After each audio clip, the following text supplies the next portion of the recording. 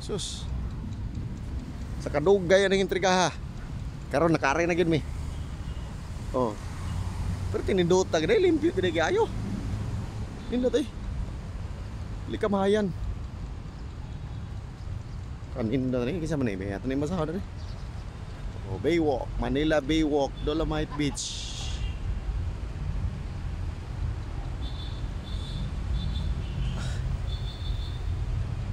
Nindot eh.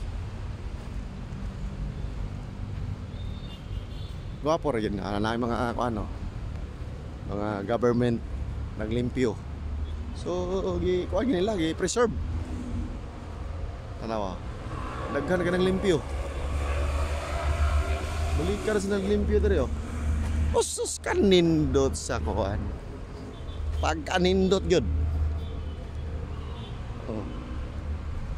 Gi-maintain gyud nila ang kalimpyo sa Manila Baywalk.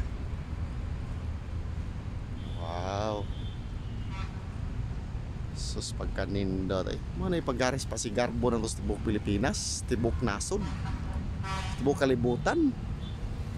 Pagkanindot sa pan. Alright. Nakabisita na gyud ko dere.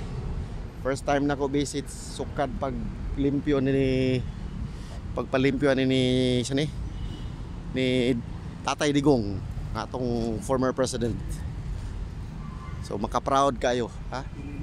Maka-proud jud kayo. Picture sila, picture.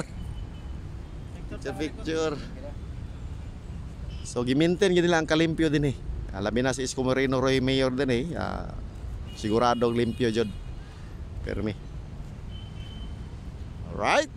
So nindot kayo. Nindot.